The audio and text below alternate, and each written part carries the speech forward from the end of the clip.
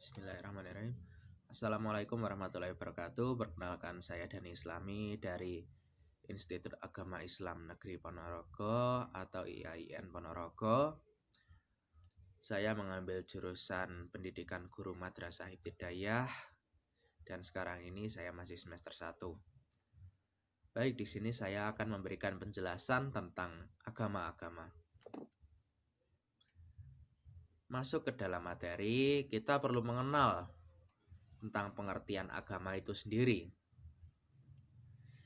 Yang saya kutip dari Kamus Besar Bahasa Indonesia, agama adalah sistem yang mengatur tata keimanan atau kepercayaan dan peribadatan kepada Tuhan Yang Maha Kuasa, serta tata kaidah yang berhubungan dengan pergaulan manusia dan manusia serta lingkungannya. Lalu di dunia sendiri, sangat banyak agama yang dianut oleh masyarakat, mulai dari yang minoritas sampai ke mayoritas. Agama sendiri memiliki tujuan untuk membimbing hidup manusia atau memperbaiki hidup manusia untuk menuju jalan yang lebih baik atau membuat kehidupan manusia yang lebih beraturan. Berikut adalah agama-agama yang saya jabarkan melalui presentasi ini. Yang pertama ada agama Islam, lalu yang kedua ada agama Hindu, agama Buddha, Nasrani atau Kristen, lalu yang selanjutnya ada agama Hanif, lalu agama Yahudi, Majusi, serta penyembah berhala. Di materi ini saya juga menyisipkan sedikit penjelasan tentang apa itu ateisme. Lalu lanjut ke materi pertama. Yang pertama adalah agama Islam. Agama Islam sendiri adalah agama yang berasal langsung dari Allah Subhanahu wa Ta'ala atau agama langit. Allah menurunkan agama ini melalui perantara Nabi Muhammad SAW untuk diajarkan kepada seluruh umat manusia sebagai rahmat untuk seluruh alam semesta. Menurut bahasa, Islam berasal dari bahasa Arab, yaitu salima, yang berarti selamat, sentosa, dan damai. Lalu ada aslama, yang berarti berserah diri atau kedamaian. Agama Islam sendiri masuk ke Indonesia melalui para pedagang. Untuk masuknya agama Islam sendiri terdapat dua teori. Teori yang pertama dibawa oleh para pedagang Arab pada abad 7 Masehi. Lalu yang kedua dibawa oleh para pedagang Persia pada abad ke-13 Masehi. Kitab suci agama Islam adalah Al-Quran. Para ahli memiliki pendapat tersendiri mengenai apa itu Islam, lalu apa yang ada di dalamnya. Berikut adalah pendapat ahli yang saya kutip dari berbagai sumber. Mungkin ini hanya akan sedikit, jadi saya akan menyebutkan dua orang ahli saja.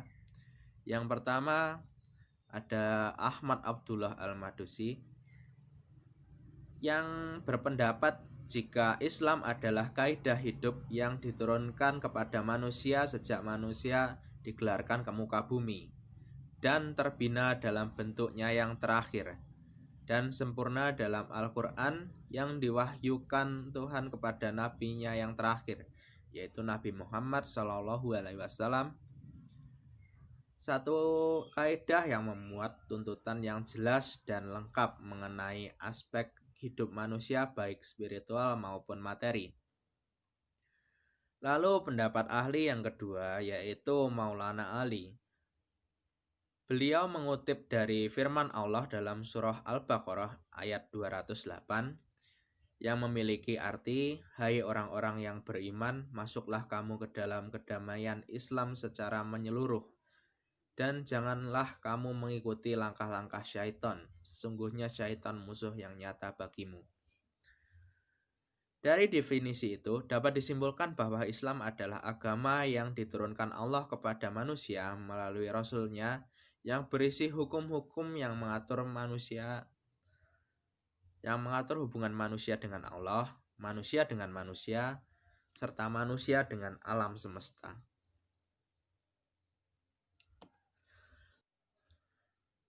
Lalu masuk ke agama yang kedua, yaitu agama Hindu. Dalam sejarahnya sendiri, agama Hindu dimulai pada Tarik Masehi pada masa Hinduisme di India. Berarti agama ini berasal dari India. Agama Hindu dibagi menjadi dua, yaitu masa sebelum dan sesudah serangan Islam pada tahun 1000 setelah Masehi. Dalam agama Hindu menganut 3 kepercayaan pada 3 dewa, yaitu Dewa Brahmana sebagai dewa pencipta, Wisnu sebagai dewa penumpang, dan Siwa sebagai dewa perusak. Kitab suci agama Hindu adalah Weda. Lanjut ke agama Buddha. Agama Buddha berkembang dengan baik sekali pada abad ke-6 di bawah pemerintahan Kaisar Liang, dan lebih cepat lagi pada abad berikutnya yaitu abad ke-7 di bawah pemerintahan dinasti Tang pada sekitaran tahun 518 sampai 907.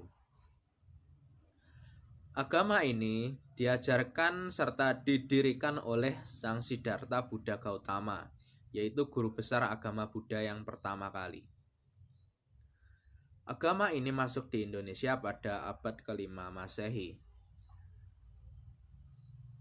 Serta runtuhnya agama Buddha itu sendiri terletak pada kenyataan bahwa agama itu tidak pernah dibatasi dengan aturan suatu ajaran yang tertib yang dipertahankan dengan keras. Keruntuhan yang besar berlangsung pada tahun 800 dan tahun 1200 sesudah Masehi. Agama ini sampai sekarang eksistensinya masih banyak dianut, terutama kalau di Indonesia di daerah Malang. Kitab suci agama ini adalah Tripitaka atau Kanon Pali. Lanjut ke agama Nasrani atau Kristen. Agama Nasrani adalah agama yang dikembangkan oleh Yesus dari Nazaret, yang dinamai orang Islam sebagai Nabi Isa. Pandangan yang menghubungkan Nabi Isa dengan masyarakat Yahudi dapat menghubungkan agamanya dan fahamnya Nabi Isa dengan agama dan ciptaan. Agama Nasrani juga berkembang dan tersiar di seluruh Jazirah Arab. Agama Nasrani berkembang di Jazirah Arab karena pada masa itu agama Nasrani mendapat bantuan yang besar dari kerajaan Romawi dan kerajaan Habsyi. Agama Nasrani atau Kristen dibagi atas 2 golongan yang masuk ke dalam negeri Indonesia, yaitu yang pertama adalah Katolik yang masuk di Indonesia melalui bangsa Portugis, yang kedua adalah Protestan yang dibawa oleh Belanda pada masa penjajahan. Kitab suci agama Nasrani atau Kristen adalah Injil atau yang mereka sebut sebagai Bible atau Bible. Terserah kalian mau menyebutnya apa. Lalu lanjut ke materi agama Hanif. Tidak banyak yang saya bisa kutip dari sumber-sumber di internet maupun di buku tentang agama Hanif. Tapi yang jelas agama Hanif adalah agama yang digunakan oleh masyarakat Arab sebelum datangnya Islam, yaitu pada masa jahiliyah. Agama Hanif berisi mereka yang masih mengikuti ajaran tauhid. Pada waktu agama Hanif ada, masyarakat Mekah pada waktu itu pada kondisi tumbuh dan berkembang sebagaimana dialami oleh seluruh suku di Jazirah Arab, terutama di pusat-pusat peradaban. Lanjut ke agama Yahudi. Yahudi dalam literatur Inggris diantaranya adalah Hebreo atau Hebron yang berasal dari bahasa Ibrani. Israelites atau orang-orang Israel, Children of Ismail atau anak-anak Ismail, Judeans atau orang-orang Juda, dan Jews orang-orang Yahudi. Istilah Israel juga dipakai untuk menyebut bangsa Yahudi yang setelah keluar dari Mesir pada masa pemerintahan Raja Fir'aun. Jadi istilah Yahudi kemungkinan berasal dari bahasa Ibrani, yaitu Yahudin. Dalam bahasa Arab, terutama dalam Al-Quran, terdapat dua istilah yang berbeda. Kedua istilah itu adalah Bani Israel dan Yahud. Lanjut ke agama selanjutnya, yaitu Majusi. Agama ini sendiri berasal dari negara Persia pada zaman dahulu yang dianut oleh bangsa Persia yang pada umumnya adalah bangsa Arya. Agama ini menyembah api atau cahaya sebagai cara ibadah mereka.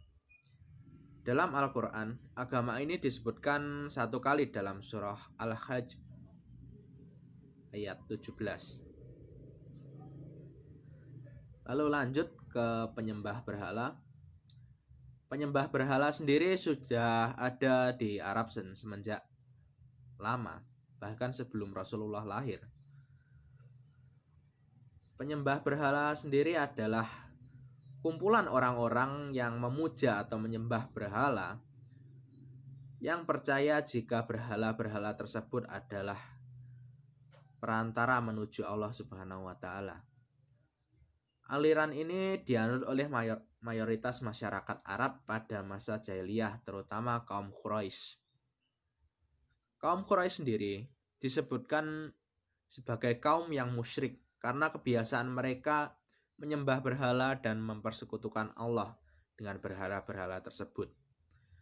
Mereka memohon kepada berhala-berhala tersebut tentang kehidupan sehari-hari mereka, kekayaan, serta hal-hal lain. Lalu lanjut ke materi tambahan atau materi terakhir, yaitu ateisme. Ateis sendiri bukan merupakan suatu agama, tapi adalah suatu jenis pemikiran atau ideologi di mana mereka tidak mempercayai adanya Tuhan. Ateis berasal dari bahasa Yunani, yaitu atheos, yang secara peyoratif digunakan untuk merujuk pada siapapun yang kepercayaannya bertentangan dengan agama atau kepercayaan yang sudah mapan di lingkungannya. Peyoratif sendiri dalam bahasa berarti menghina atau merendahkan. Sehingga ateis ini perlu dihindari, karena ateis ini adalah kumpulan orang-orang yang tidak beragama, yang berkemungkinan memiliki sisi negatif yang sangat buruk bagi kehidupan manusia. Sekian materi dari saya. Untuk kesimpulan materi-materi yang saya sampaikan, agama sendiri bertujuan untuk mengatur hidup manusia. Jadi agama sendiri wajib dianut. Agama juga sebagai aturan atau pedoman hidup, sehingga manusia dapat menjalani kehidupannya lebih baik. Janganlah menjadi ateis untuk merasakan kehidupan, karena ateis tidak menyelesaikan masalah apapun dan juga tidak akan membuat hidupmu lebih tenang. Sekian presentasi dari saya. Apabila ada kurang lebihnya mohon maaf. Wabillahi taufiq wal hidayah. Wassalamualaikum warahmatullahi wabarakatuh.